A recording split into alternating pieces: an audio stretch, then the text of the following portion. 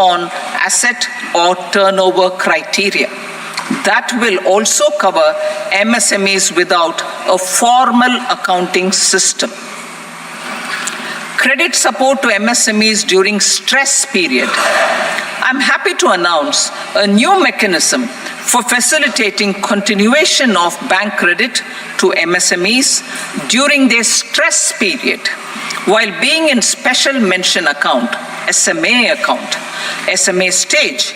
For reasons beyond their control, MSMEs need credit to continue their business and to avoid getting into the NPA stage. Credit availability will be supported through a guarantee from a government-promoted fund. Mudra loans. The limit of Mudra loans will be enhanced to 20 lakh from the current 10 lakh for those entrepreneurs who have availed and successfully repaid previous loans under the Tarun category. Enhanced scope for mandatory onboarding in TREDS.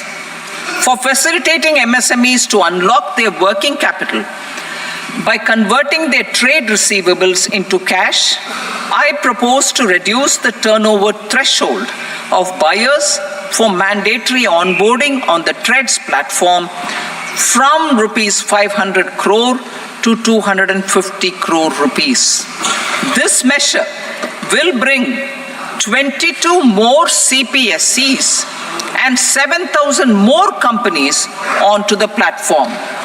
Medium enterprises will also be included in the scope of the suppliers.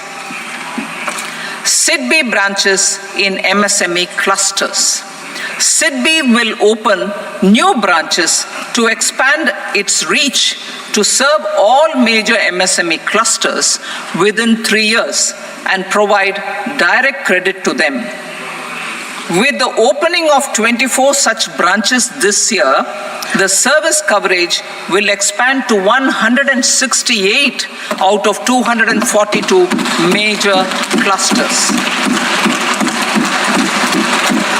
MSME units for food irradiation, quality and safety testing. Financial support for setting up of 50 multi-product food irradiation units in the MSME sector will be provided. Setting up of 100 food quality and safety testing labs with NABL accreditation will be facilitated.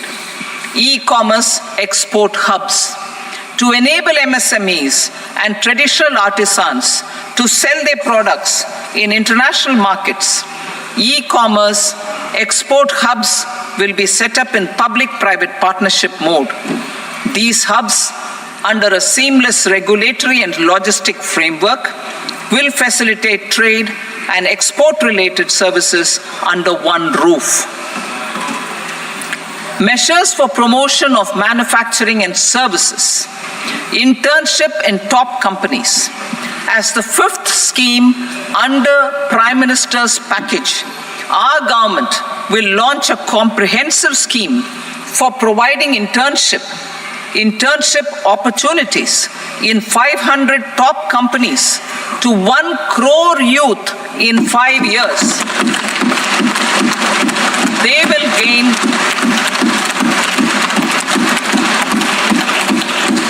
will gain exposure for 12 months to real-life business environment, varied professions, and employment opportunities. An internship allowance of 5,000 per month, 5,000 rupees per month, along with a one-time assistance of 6,000 rupees will be provided. Companies will be expected to bear the training cost and 10% of their internship cost from their CSR funds. Industrial parks. Our government will facilitate development of investment-ready, plug-and-play industrial parks with complete infrastructure in or near 100 cities in partnership with the states and private sector by better using town planning schemes. 12 industrial parks under the National Industrial Corridor Development Program also will be sanctioned.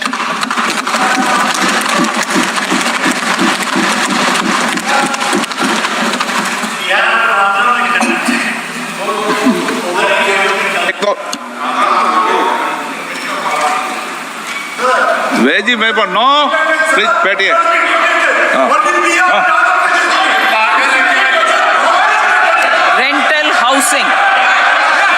Rental housing with dormitory type accommodation for industrial workers will be, just 1 minute. Rental housing, I repeat, rental housing with dormitory type accommodation for industrial workers will be facilitated in PPP mode with VGF support and commitment from anchor industries. Shipping industry, ownership, leasing, and flagging reforms will be implemented to improve the share of Indian shipping industry and generate more employment. Critical mineral mission.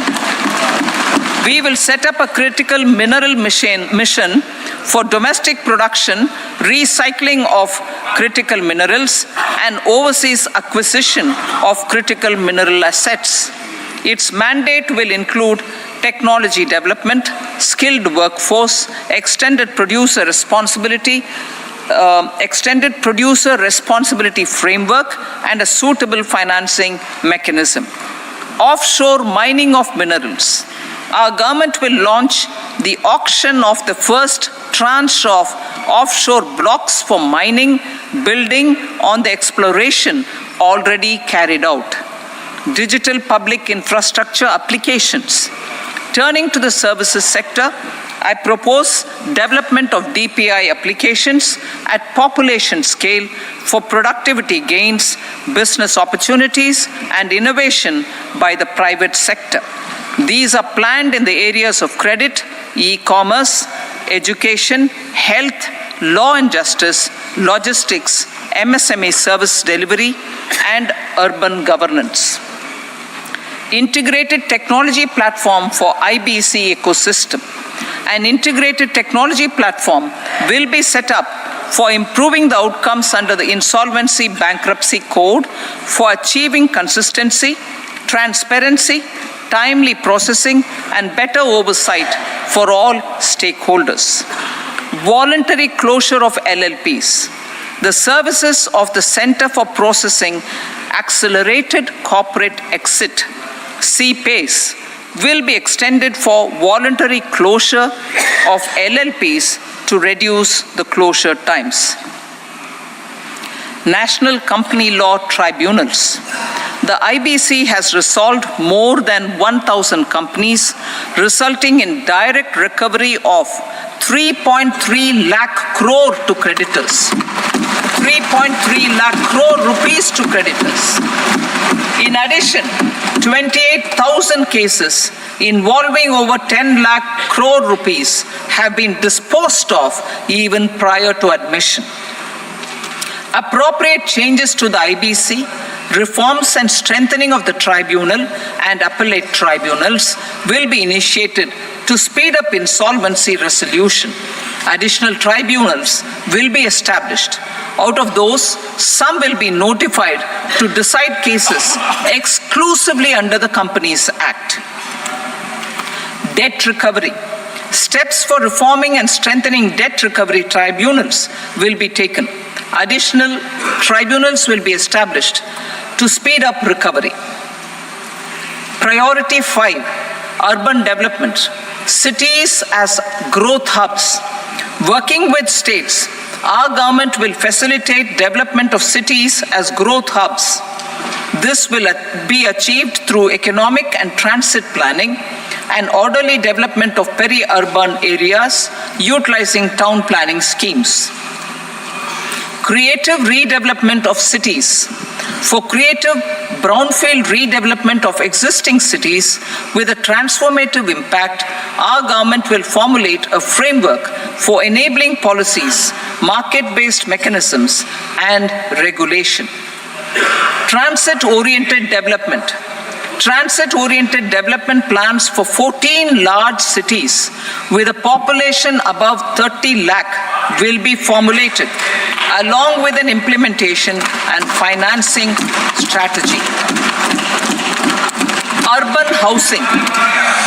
Under the PM Awas Yojana, Urban 2.0, housing needs of 1 crore urban poor and middle class families will be addressed with an investment of 10 lakh crore rupees. This will include the central assistance of 2.2 lakh crore rupees in the next 5 years. A provision of interest subsidy to facilitate loans at affordable rates is also envisaged. In addition, enabling policies and regulations for efficient and transparent rental housing markets with enhanced availability will also be put in place. Water supply and sanitation. In partnership with state governments and multilateral development banks, we will promote water supply, sewage treatments, and solid waste management projects and services for 100 large cities through bankable projects. These projects will also envisage use of treated water for irrigation and filling up of tanks in nearby areas. Street markets. Building on the success of PM Swanidhi scheme in transforming the lives of street vendors, our government envisions a scheme to support each year over the next 5 years the development of 100 weekly hearts or street food hubs in select cities. Stamp duty. We will encourage states which continue to charge high stamp duty to moderate the rates for all and also consider further lowering duties for properties purchased by women. This reform will be made an essential component of urban development schemes. Priority 6, energy security, energy transition. In the interim budget, I had announced our strategy to sustain high and more resource-efficient economic growth, along with the energy security in terms of availability, accessibility, and affordability.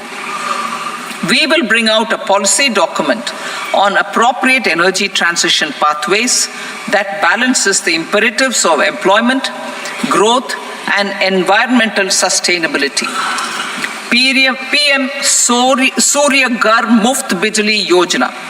PM Surya Ghar Muft Bijli Yojana. In line with the announcement in the interim budget,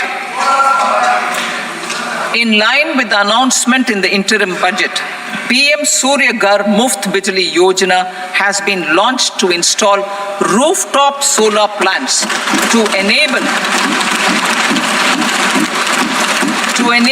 1 crore households obtain free electricity up to 300 units every month.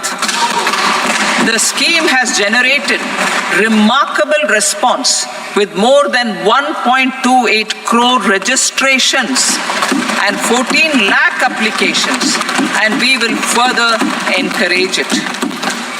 Pumped storage policy.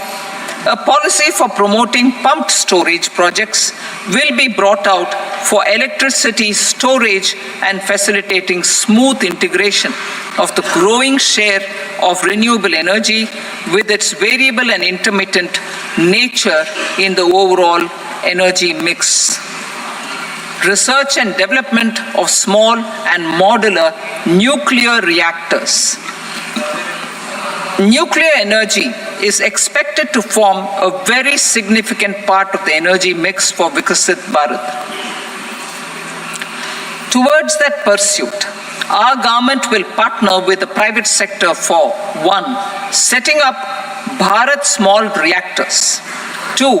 Research and development of Bharat Small Modular Reactor. And 3. Research and development of newer technologies for nuclear energy. The R&D funding announced in the interim budget will be made available for this sector also. Advanced ultra supercritical thermal power plants. The development of indigenous technology for advanced ultra supercritical thermal power plants with much higher efficiency has been completed. A joint venture between NTPC and BHEL will set up a full-scale 800 megawatt commercial plant using AUSC technology. The government will provide the required fiscal support. Moving forward, development of indigenous capacity for the production of high-grade steel and other advanced metallurgy materials for these plants will result in strong spin-off benefits for the economy. Roadmap for hard-to-abate industries. A roadmap for moving the hard-to-abate industries from energy efficiency targets to emission targets will be formulated. Appropriate regulations for transition of these industries from the current perform, achieve, and trade mode to Indian carbon market mode will be put in place. Support to traditional micro and small industries. An investment-grade energy audit of traditional micro and small industries in 60 clusters, including brass and ceramic, will be facilitated. Financial support will be provided for shifting them to cleaner forms of energy and implementation of energy efficiency measures. The scheme will be replicated in another 100 clusters in the next phase. Priority 7, infrastructure investment by central government. Significant investment the central government has made over the years in building and improving infrastructure has had a strong multiplier effect on the economy. We will endeavor to maintain strong fiscal support for infrastructure over the next 5 years in conjunction with imperatives of other priorities and fiscal consolidation.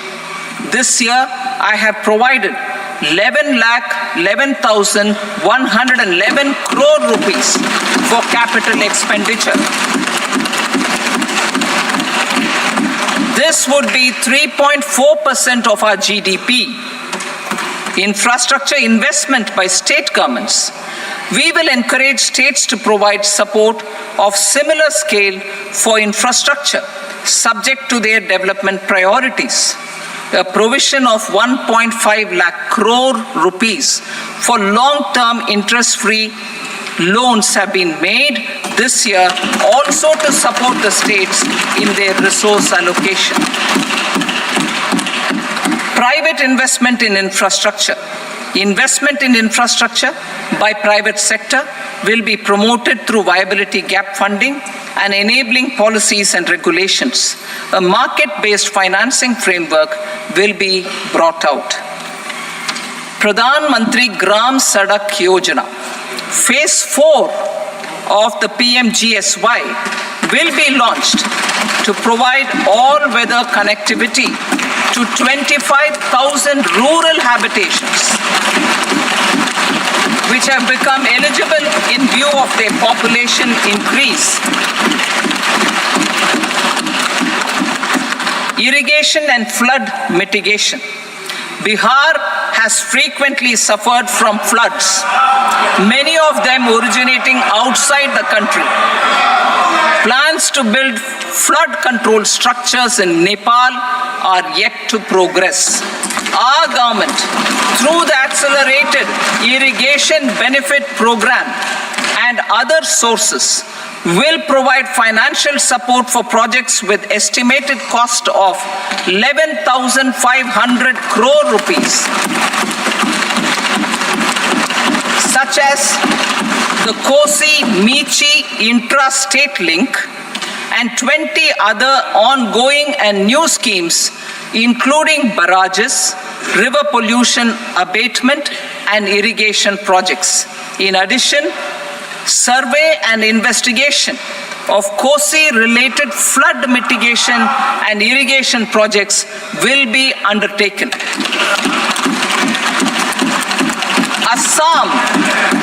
Assam grapples with floods every year by the Brahmaputra River and its tributaries originating outside India.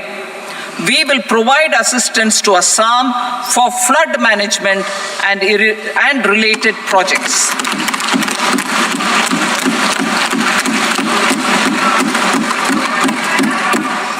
Himachal Pradesh suffered extensive losses due to floods last year.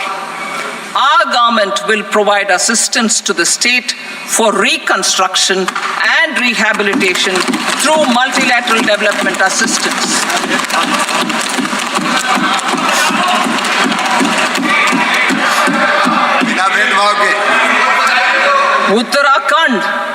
Uttarakhand too suffered losses due to cloudbursts and massive landslides. We will provide assistance to the state. Recently, Sikkim witnessed devastating flash floods and landslides that wreaked havoc across the state. Our government will provide assistance to the state. Tourism has always been a part of our civilization. Our efforts in positioning India as a global tourist destination will also create jobs, stimulate investments, and unlock economic opportunities for other sectors. In addition to the measures outlined in the interim budget, I propose the following measures.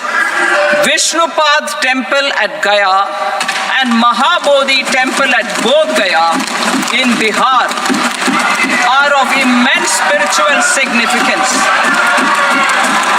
Comprehensive development of Vishnupad Temple Corridor and Mahabodhi Temple Corridor will be supported, modeled on the successful Kashi Vishwanath Temple Corridor to transform them into world-class pilgrim and tourist destinations. Rajgir holds immense religious significance for Hindus, Buddhists, and Jains. The 20th Tirthankara Muniswarata temple in the Jain temple complex is ancient. The Saptarishi, or the 7 hot springs, form a warm water Brahmkund that is sacred. A comprehensive development initiative for Rajgir will be undertaken. Our government will support the development of Nalanda as a tourist center, besides reviving Nalanda University to its glorious stature.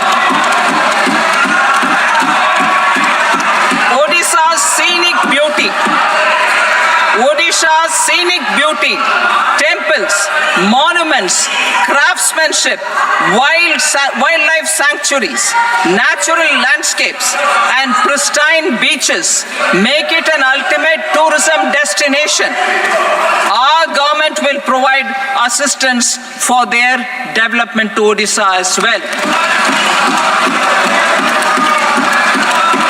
Priority 8, innovation, research and development. We will operationalize the Anusandhan National Research Fund for basic research and prototype development. Further, we will set up a mechanism for spurring private sector-driven research and innovation at commercial scale with a financing pool of 1 lakh crore rupees in line with the announcement in the interim budget. Space economy. with our continued emphasis on expanding the space economy by 5 times in the next 10 years, a venture capital fund of 1,000 crore rupees will be set up. Priority 9, next generation reforms. Economic policy framework. We will formulate an economic policy framework to delineate the overarching approach to economic development and set the scope of the next generation of reforms for facilitating employment opportunities and sustaining high growth. Our government will initiate and incentivize reforms for 1. Improving productivity of factors of production, and 2. Facilitating markets and sectors to become more efficient. These reforms will cover all factors of production, namely land, labor, capital, and entrepreneurship, and technology as an enabler of improving total factor productivity and bridging inequality. Effective implementation of several of these reforms requires collaboration between the center and the states and building consensus as development of the country lies in development of the states. For promoting competitive federalism and incentivizing states for faster implementation of reforms, I propose to earmark a significant part of the 50-year interest-free loan. Working with the states, we will initiate the following reforms.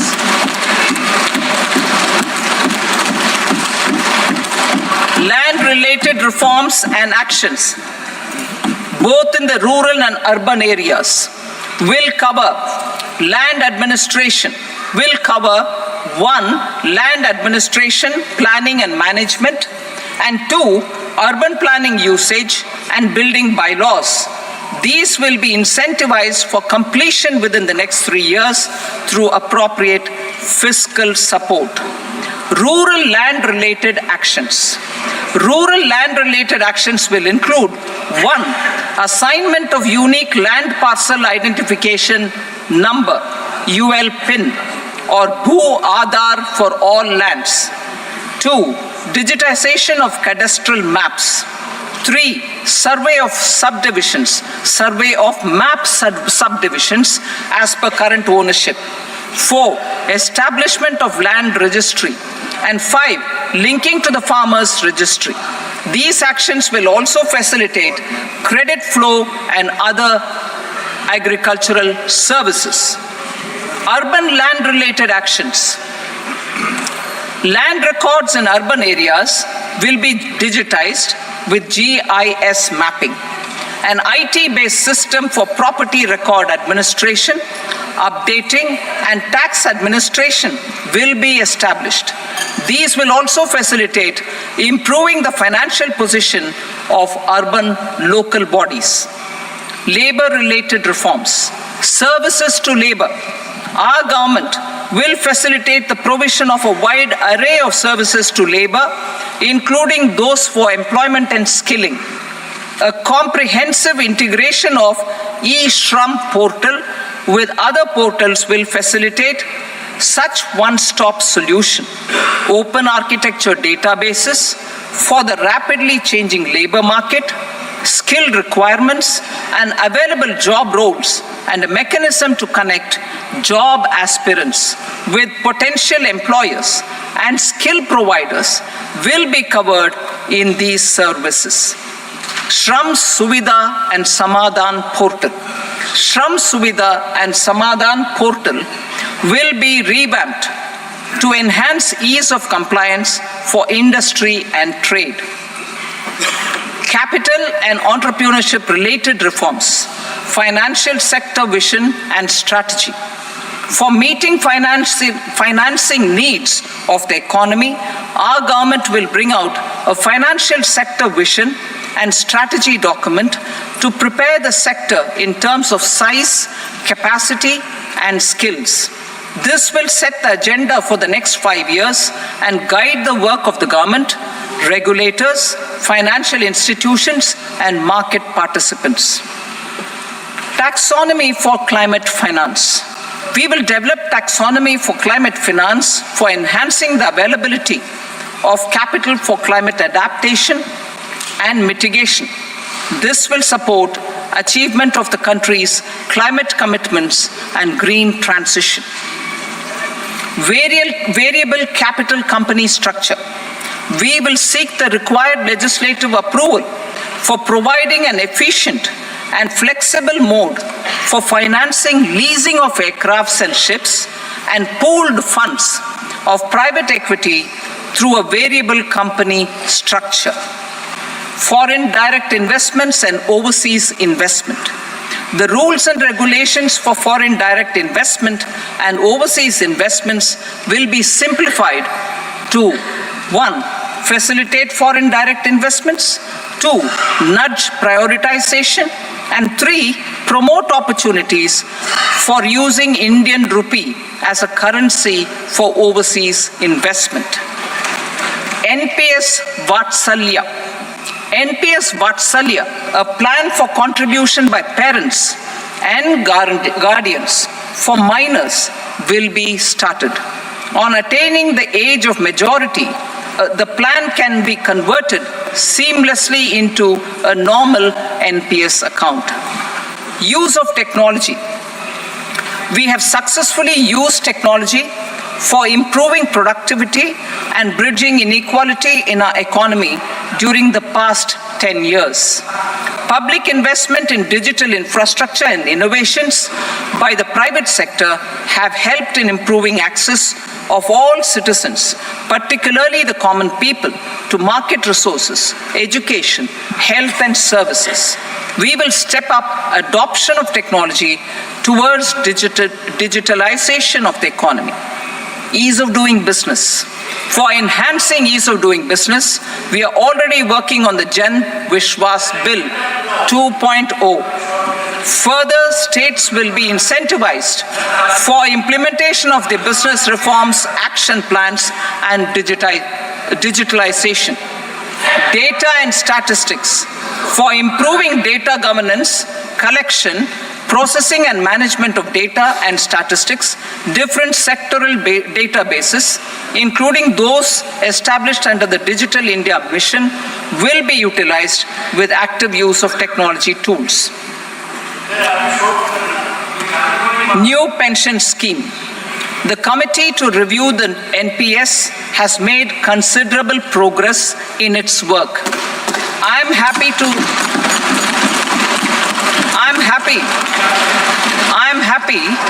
that the staff side of the National Council of the Joint Consultative Machinery for Central Government Employees has taken a constructive approach.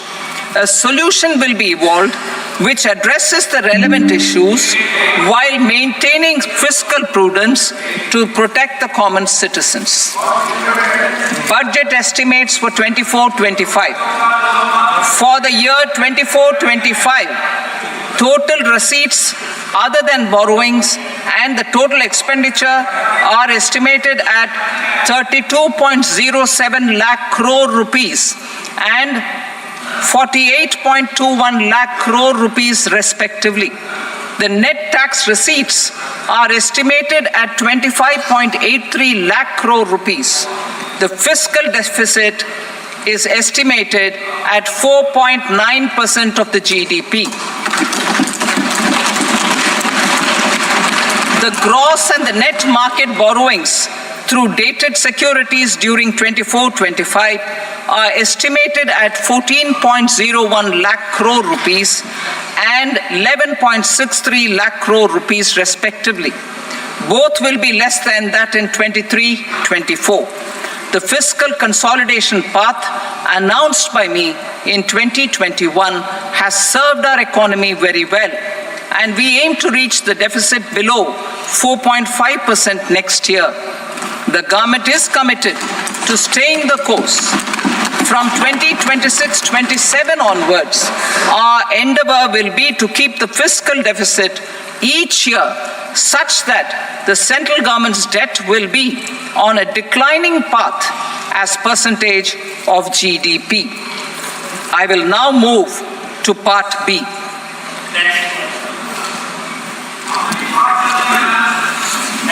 Indirect taxes. Sir, I start with GST. It has decreased tax incidence on the common man, reduced compliance burden and logistics cost for trade and industry, and enhanced revenues of the central and the state governments. It is a success of vast proportions.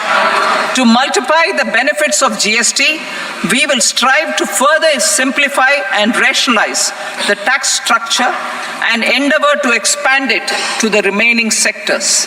My proposals for customs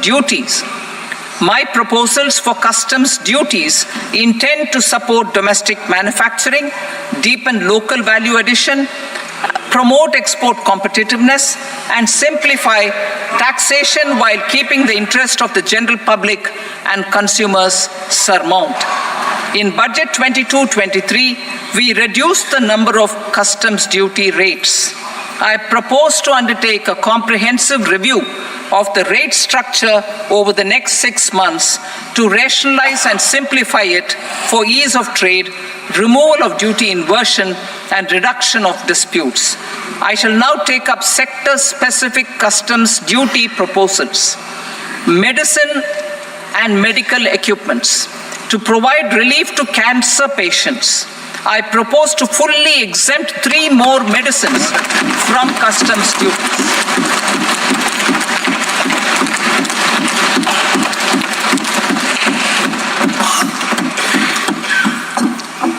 I also propose changes in the BCD on X-ray tubes and flat panel detectors for use in medical X-ray machines under the phased manufacturing program so as to synchronize them with the domestic capacity addition. Mobile phone and related parts. With a 3-fold increase in domestic production and almost a 100-fold jump in exports of mobile phones over the last 6 years, the Indian mobile industry has matured. In the interest of consumers, I now propose to reduce the BCD on mobile phone, mobile PCBA, and mobile charger to 15%. Critical minerals. Minerals such as lithium, copper, cobalt, and rare earth elements are critical for sectors like nuclear energy, renewable energy, space, defense, telecommunications, and high-tech electronics. I propose to fully exempt customs duties on 25 critical minerals and reduce BCD on 2 of them. This will provide a major fillip to the processing and refining of such minerals and help secure their availability for these strategic and important sectors. Solar energy. Energy transition is critical in the fight against climate change. To support energy transition, I propose to expand the list of exempted capital goods for use in the manufacture of solar cells and panels in the country. Further, in view of sufficient domestic manufacturing capacity of solar gas, glass, and tinned copper interconnect, I propose not to extend the exemption of custom duties provided to them. Marine products. India's seafood exports in the last financial year touched an all-time high of more than 60,000 crores of rupees. Frozen shrimp accounted for about 2/3 of these exports. To enhance their competitiveness, I propose to reduce BCD on certain broodstock, polychaete worms, shrimp, and fish feed to 5%. I also propose to exempt customs duty on various inputs for manufacture of shrimp and fish feed. Leather and textile. Similarly, to enhance the competitiveness of exports in the leather and textile sectors, I propose to reduce BCD on real down-filling material from duck or goose. I am also making additions to the list of exempted goods for manufacture of leather and textile garments, footwear, and other leather articles for export. To rectify inversion in duty, I propose to reduce BCD subject to conditions on methylene diphenyl diisocyanate MDI for manufacture of spandex yarn from 7.5 to 5%.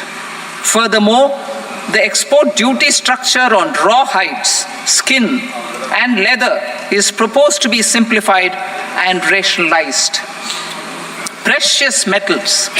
To enhance domestic value addition in gold and precious metal jewelry in the country, I propose to reduce customs duties on gold and silver to 6% and that of platinum to 6.4%. Other metals. Steel and copper are important raw materials. To reduce their cost of production, I propose to remove the BCD on ferronickel and blister copper. I am also continuing with nil BCD on ferrous scrap and nickel cathode and concessional BCD of 2.5% on copper scrap. Electronics. To increase value addition in the domestic electronics industry, I propose to remove the BCD subject to conditions on oxygen-free copper for manufacture of resistors. I also propose to exempt certain parts for manufacture of connectors. Chemicals and petrochemicals. To support existing and new capacities in the pipeline, I propose to increase the BCD on ammonium nitrate from 7.5% to 10%. Plastics. PVC flex banners are non-biodegradable and hazardous for environment and health. To curb their imports, I propose to raise the BCD on them from 10 to 25%. Telecommunication equipment. To incentivize domestic manufacturing, I propose to increase the BCD from 10 to 15% on PCBA of specified telecom equipment. Trade facilitation. To promote domestic aviation and boat and ship MRO, I propose to extend the period for export of goods imported for repairs from 6 months to 1 year. I'll read that again. To promote domestic aviation and boat and ship maintenance, repair and operations, I propose to extend the period for export of goods imported for repairs from 6 months to 1 year. In the same vein, I propose to extend the time limit for re-import of goods for repairs under warranty from 3 to 5 years. I now move to direct taxes. We will continue our efforts to simplify taxes, improve taxpayer services, provide tax certainty, and reduce litigation while enhancing revenues for funding the development and welfare schemes of the government. It has been our endeavor to simplify taxation. We have taken a number of measures in the last few years, including introduction of simplified tax regimes without exemptions and deductions for corporate tax and for personal income tax. This has been appreciated by taxpayers. 58% of corporate tax came from the simplified tax regime in the financial year 22-23. Similarly, as per data available till now, for the last fiscal, more than 2/3 have availed the new personal income tax regime. Comprehensive review of the Income Tax Act. I am now announcing a comprehensive review of the Income Tax Act 1961. The purpose is to make the Act concise, lucid, easy to read and understand. This will reduce disputes and litigation, thereby providing tax certainty to the taxpayers. I will also bring down the demand embroiled in litigation. It is proposed to be completed in 6 months.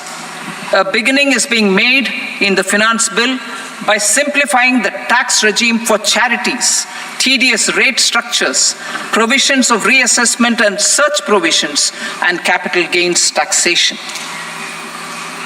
Simplification for charities and TDS. Two tax exemption regimes. The two tax exemption regimes for charities are proposed to be merged into one. The 5% TDS rate on many payments is being merged into the 2% TDS rate, and the 20% TDS rate on repurchase of units by mutual funds or UTI is being withdrawn. TDS rate on e-commerce operators is proposed to be reduced from 1 to 0.1%. Moreover, credit of TCS is proposed to be given in the TDS to be deducted on salary. Further, I propose to decriminalize delay for payment of TDS up to the due date of filing statement for the same. I also plan to provide a standard operating procedure for TDS defaults and simplify and rationalize the compounding guidelines for such defaults.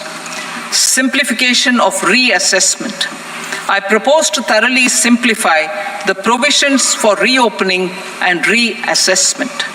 An assessment hereinafter can be reopened beyond 3 years from the end of the assessment year only if the escaped income is 50 lakh rupees or more, up to a maximum period of 5 years from the end of the assessment year. Even in such cases, a time limit of 6 years before the year of the search, as against the existing time limit of 10 years, is being proposed. This will reduce tax uncertainty and disputes. Simplification and rationalization of capital gains. Capital gains taxation is also proposed to be hugely simplified. Short-term gains on certain financial assets shall henceforth attract a tax rate of 20%, while that on all other financial assets and all non-financial assets shall continue to attract the applicable tax rate. Long-term gains on all financial and non-financial assets, on the other hand, will attract a tax rate of 12.5%. For the benefit of the lower and the middle income classes, I propose to increase the limit of exemption of capital gains on certain financial assets to 1.25 lakh rupees per year. Listed financial assets held for more than a year will be classified as long-term, while unlisted financial assets and all non-financial assets will have to be held for at least 2 years to be classified as long-term. Unlisted bonds and debentures, debt mutual funds, and market-linked debentures, irrespective of holding period, however, will attract tax on capital gains at applicable rates. Taxpayer services. All the major taxpayer services under GST and most services under customs and income tax have been digitalized. All remaining services of customs and income tax, including rectification and order giving effect to appellate orders, shall be digitalized and made paperless over the next 2 years. Litigation and appeals. While our concerted efforts to reduce pendency of appeals at various appellate fora are beginning to show good results, it will continue to engage our highest attention. To dispose of the backlog of first appeals, I plan to deploy more officers to hear and decide such appeals, especially those with large tax effect. For resolution of certain income tax disputes pending in appeal, I am also proposing Vivad Se Vishwas Scheme 2024. Further, I propose to increase monetary limits for filing appeals related to direct taxes, excise and service tax in the tax tribunals, high courts and Supreme Court to 60 lakh rupees, 2 crore rupees and 5 crore respectively, with a view to reduce litigation and provide certainty in international taxation. We will expand the scope of safe harbor rules and make them more attractive. We will also streamline the transfer pricing assessment procedure. Employment and investment. I have a few proposals to promote investment and foster employment. First of all, to bolster the Indian startup ecosystem, boost the entrepreneurial spirit, and to support innovation, I propose to abolish the so-called angel tax for all classes of investors. Second, there is tremendous potential for cruise tourism in India. To give a fillip to this employment-generating industry, I am proposing a simpler tax regime for foreign shipping companies operating domestic cruises in the country. Third, India is a world leader in the diamond cutting and polishing industry, which employs a large number of skilled workers. To further promote the development of this sector, we would provide for safe harbor rates for foreign mining companies selling raw diamonds in the country. Fourth, to attract foreign capital for our development needs, I propose to reduce the corporate tax rate on foreign companies from 40 to 35%. Deepening the tax base. I have a couple of proposals for deepening the tax base. First, security transaction tax on futures and options of securities is proposed to be increased to 0.02% and 0.1% respectively. Second, for reasons of equity, I propose to tax income received on buyback of shares in the hands of recipients.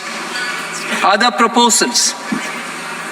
To improve social security benefits, deduction of expenditure by employers towards NPS is proposed to be increased from 10 to 14% of the employee's salary. Similarly, deduction of this expenditure up to 14% of salary from the income of employees in private sector, public sector banks and undertakings opting for the new tax regime is proposed to be provided. Indian professionals working in multinationals get ESOPs and invest in social security schemes and other movable assets abroad. Non-reporting of such small foreign assets has penal consequences under the Black Money Act. Such non-reporting of movable assets up to 20 lakh rupees is proposed to be depenalized. Other major proposals in the finance bill relate to withdrawal of equalization levy of 2%.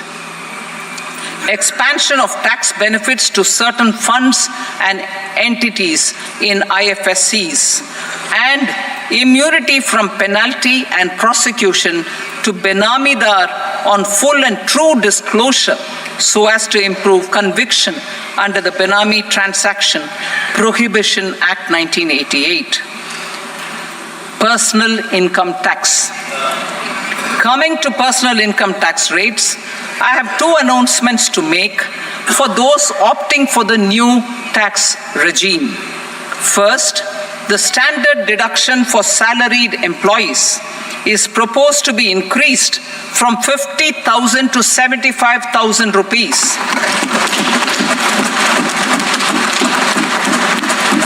Similarly, deduction on family pension for pensioners is proposed to be enhanced from 15,000 to 25,000 rupees. This will provide relief to about 4 crore salaried individuals and pensioners.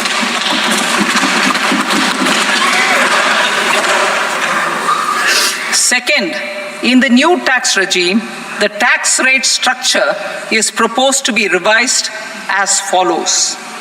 0 to 3 lakh rupees, nil. 3 to 7 lakh rupees, 5%. 7 to 10 lakh rupees, 10%. 10 to 12 lakh rupees, 15%. 12 to 15 lakh rupees, 20%. And above 15 lakh rupees, 30%. As a result of these changes, a salaried employee in the new tax regime stands to save up to 17,500 rupees in income tax.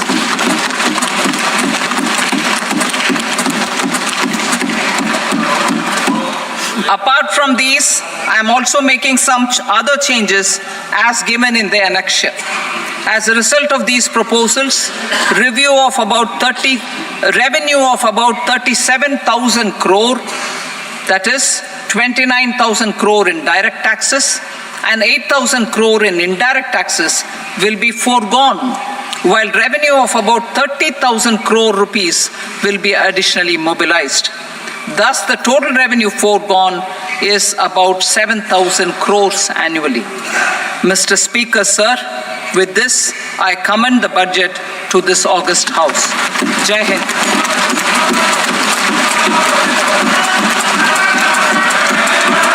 Item number 2.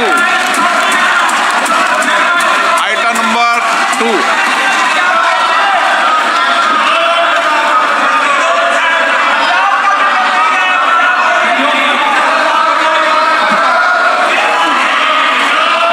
Sir, with your permission, I rise to lay on the table the following statements under Section 3 of the Fiscal Responsibility and Budget Management, FRBM Act 2003, Medium-Term Fiscal Policy cum Fiscal Policy Strategy Statement and Macroeconomic Framework Statement.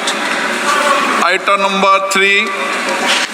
Sir, with your permission, I rise to move for leave to introduce the Finance Number 2 Bill 2024. प्रश्न ये कि विधेयक को पुनर्स्थापित करने की अनुमति प्रदान की जाए।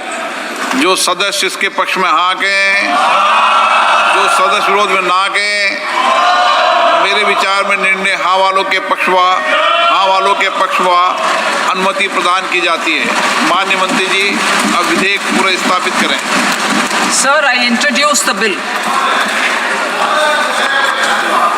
Item number 4. The Union Territory of Jammu and Kashmir budget.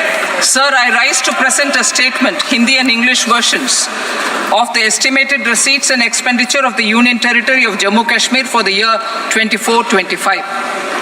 सभा की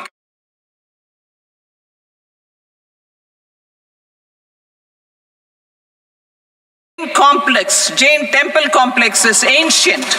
The Saptarishi or the 7 hot springs form a warm water Brahmkund that is sacred. A comprehensive development initiative for Rajgir will be undertaken. Our government will support the development of Nalanda as a tourist center, besides reviving Nalanda University to its glorious stature. That all Indians, regardless of religion, caste, gender, and age, make substantial progress in realizing their life goals and aspirations. Global context. The global economy, while performing better than expected, is still in the grip of policy uncertainties. Elevated asset prices, political uncertainties, and shipping disruptions continue to pose significant downside risks for growth and upside risks to inflation. In this context, India's economic growth continues to be the shining exception and will remain so in the years ahead.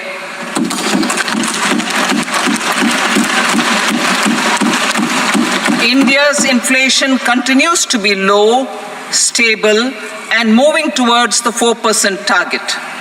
Core inflation, that is non-food and non-fuel, currently is 3.1%. Steps are being taken to ensure supplies of perishable goods reach markets adequately. Interim budget.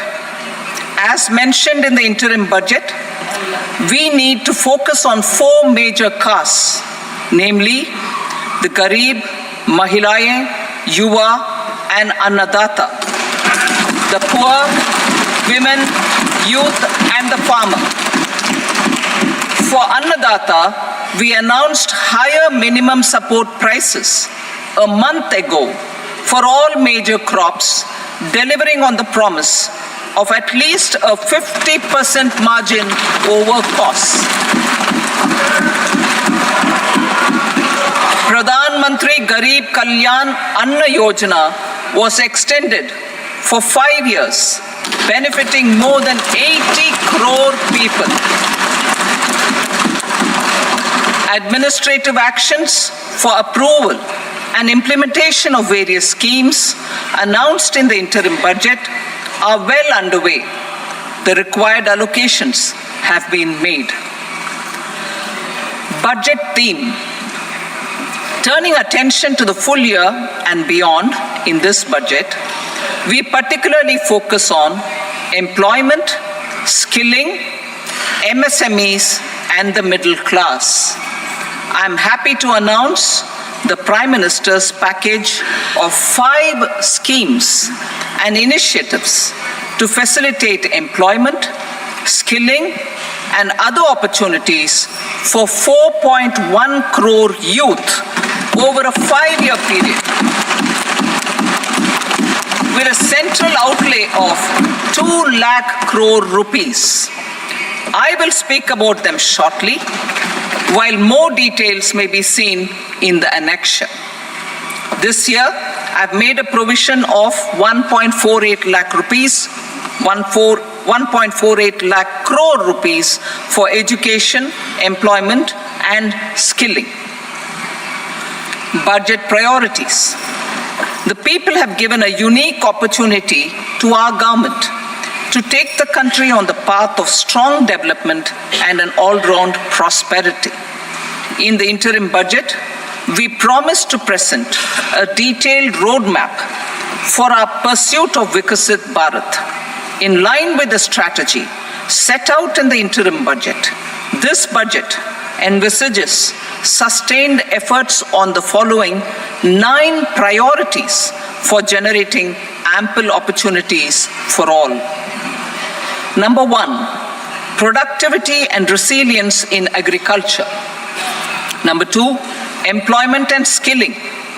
Number 3, inclusive human resource development and social justice.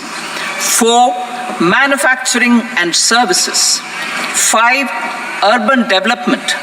6, energy security. 7, infrastructure. 8, innovation, research and development. And 9, next generation reforms. Subsequent budgets will build on these and add more priorities and actions. A more detailed formulation will be carried out as part of the economic policy framework, about which I will speak later in this speech. This budget details some of the specific actions to be initiated in the current year towards fulfillment of these priorities, with potential for transformative changes. The budget also covers some of the previously made announcements with intent to strengthen them and step up their implementation for expediting our journey towards the goal of Vikasit Bharat. Priority 1, productivity and resilience in agriculture. Transforming agricultural research. Our government will undertake a comprehensive review of the research agricultural research set up to bring the focus on raising productivity and developing climate-resilient varieties. Funding will be provided in challenge mode, including to the private sector. Domain experts, both from the government and outside, will oversee the conduct of such research. Release of new varieties.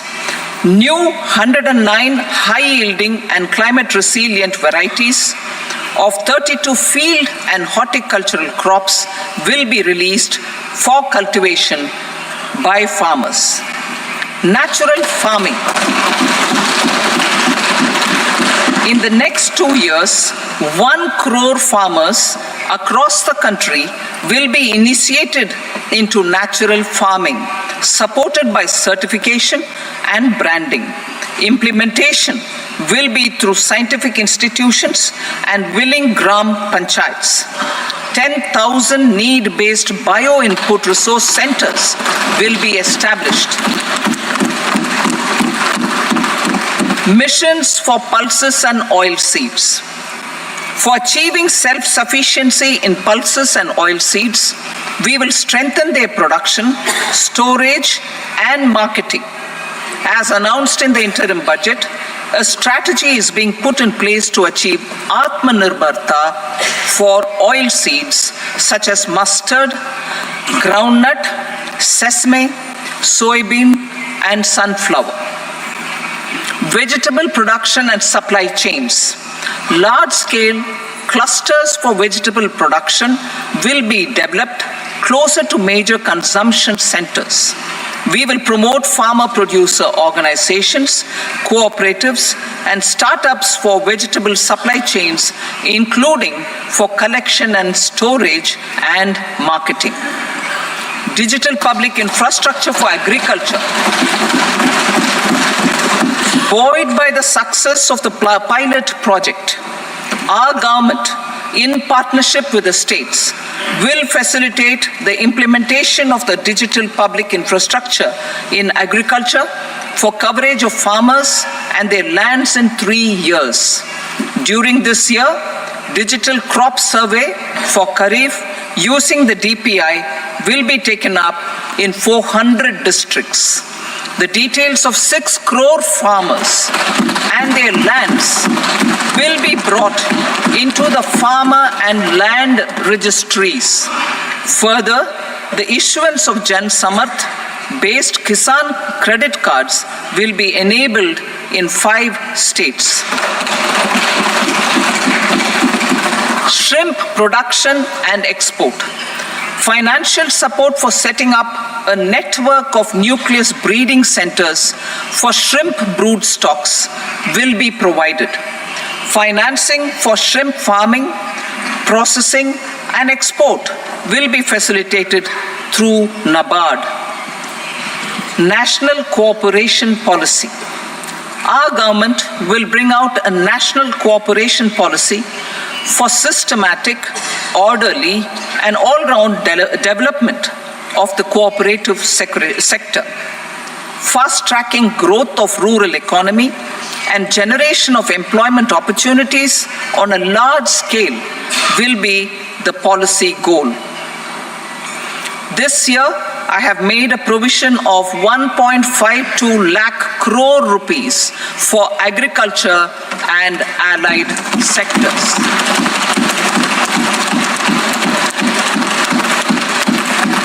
Priority 2, employment and skilling. Employment-linked incentive. Our government will implement following 3 schemes for employment-linked incentive as part of the Prime Minister's package. These will be based on enrollment in the EPFO and focus on recognition of first-time employees and support to employees and employers. Scheme A, first-timers. This scheme will provide 1 month wage to all persons newly entering the workforce in all formal sectors.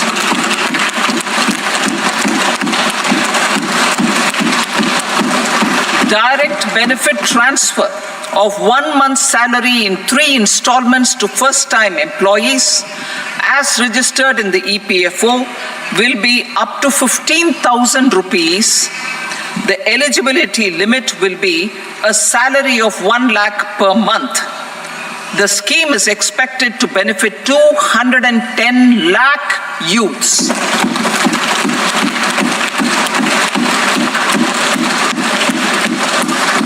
Scheme B, job creation in manufacturing. This scheme will incentivize additional employment in the manufacturing sector linked to the employment of first-time employees. An incentive will be provided at specified scale directly both to the employee and the employer with respect to the EPFO contribution in the first 4 years of employment. The scheme is expected to benefit 30 lakh youth entering employment and their employers.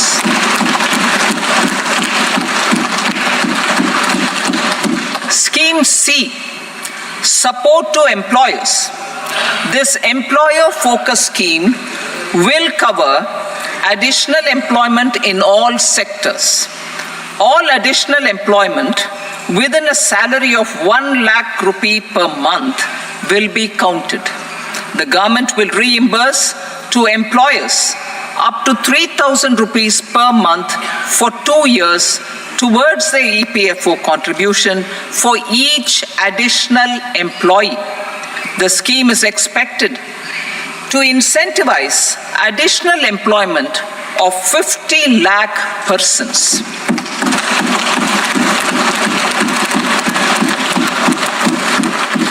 Participation of women in the workforce. We will facilitate higher participation of women in the workforce through setting up of working women hostels in collaboration with industry and establishing creches. In addition, the partnership will seek to organize women-specific skilling programs and promotion of market access for women SHG enterprises. Skilling program. I'm happy to announce a new centrally sponsored scheme. As the 4th scheme under the Prime Minister's package for skilling in collaboration with state governments and industry. 20 lakh youth will be skilled over a 5-year period.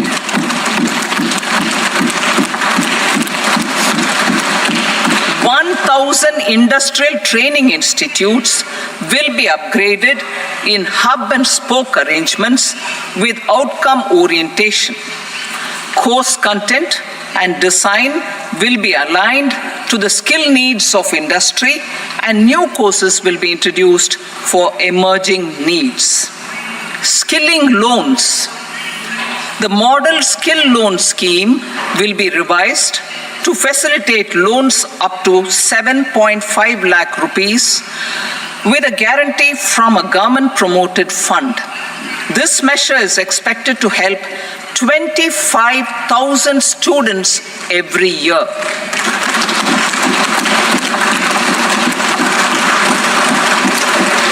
Education loans. For helping our youth who have not been eligible for any benefit under government schemes and policies, I am happy to announce a financial support for loans up to 10 lakh rupees for higher education in domestic institutions.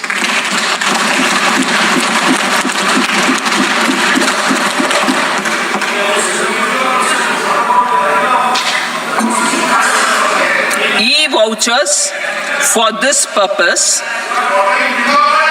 E-vouchers for this purpose will be given directly to 1 lakh students every year for annual interest subvention of 3% of the loan amount. Priority 3, inclusive human resource development and social justice, saturation approach. Our government is committed to all-round, all-pervasive, and all-inclusive development of people, particularly farmers, youth, women, and the poor. For achieving social justice comprehensively, the saturation approach of covering all eligible people through various programs, including those for education and health, will be adopted to empower them by improving their capabilities. Implementation of schemes meant for supporting economic activities by craftsmen, artisans, self-help groups, scheduled caste, scheduled tribe, and women entrepreneurs and street vendors such as the PM Vishwakarma, PM Swanidhi, National Livelihood Missions, and Stand Up India will be stepped up. Purvodaya. The states in the eastern part of the country are rich in endowments and have strong cultural traditions. We will formulate a plan, Purvodaya, for the all-round development of the eastern region of the country, covering Bihar, Jharkhand, West Bengal, Odisha, and Andhra Pradesh. This will cover human resource development, infrastructure, and generation of economic opportunities to make the region an engine to attain Vikasit Bharat. On the Amritsar-Kolkata Industrial Corridor, we will support development of an industrial node at Gaya. This corridor will catalyze industrial development of the eastern region. The industrial node at Gaya will also be a good model for developing our ancient centers of cultural importance into future centers of modern economy. This model shall showcase Vikas B, Virasat B in a growth trajectory. We will also support development of road connectivity projects, namely 1. Patna-Purnia Expressway, 2. Buxar-Bhagalpur Expressway, 3. Bodh Gaya, Rajgir, Vaishali and Darbhanga spurs, and 4. Additional 2-lane bridge over River Ganga at Buxar at a total cost of 26,000 crore rupees.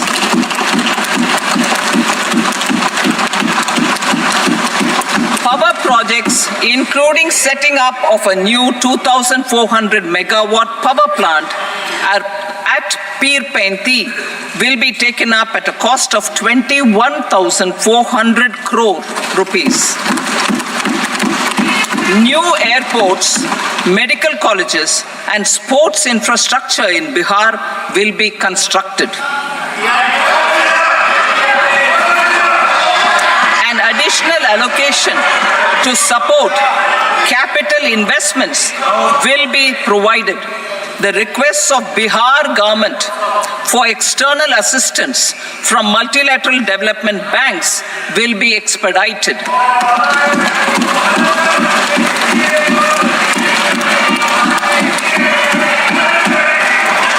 Andhra Pradesh Reorganization Act. Our government has made concerted efforts to fulfill the commitments in Andhra Pradesh Reorganization Act.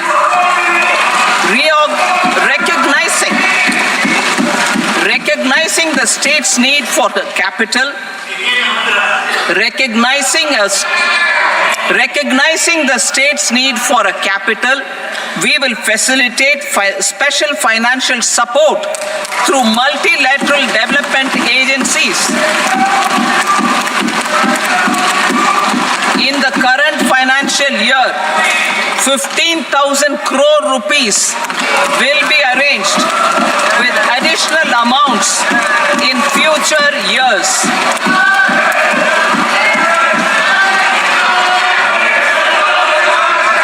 Our government is fully committed to financing and early completion of the Polavaram irrigation project, which is the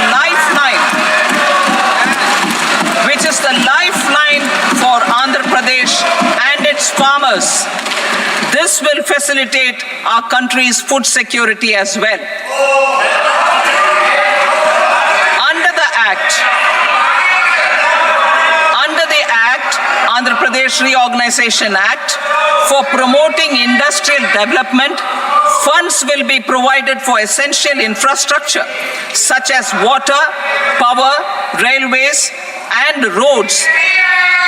In Kopparthi node on the Visakhapatnam-Chennai Industrial Corridor and Varavakal node on the Hyderabad-Bangalore Industrial Corridor.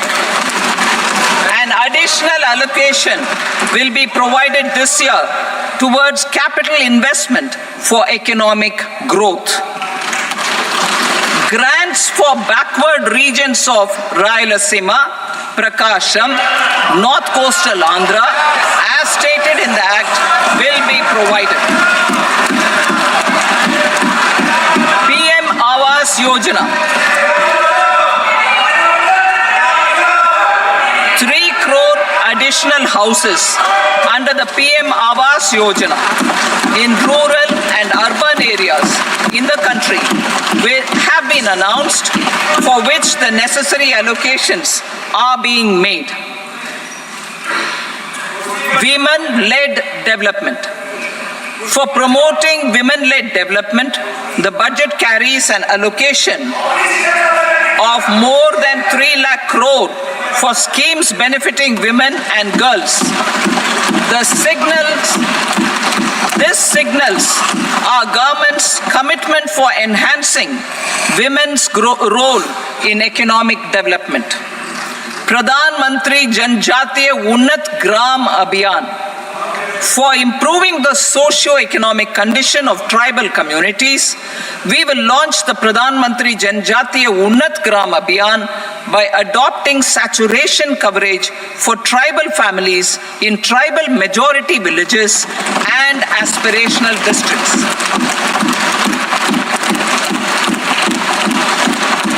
This will cover 63,000 villages, benefiting 5 crore tribal people. Bank branches in northeastern region. More than 100 branches of India Post Payment Bank will be set up in the northeast region to expand the banking services. This year, I have made a provision of 2.66 lakh crore rupees for rural development, including rural infrastructure. Priority 4, manufacturing and services, support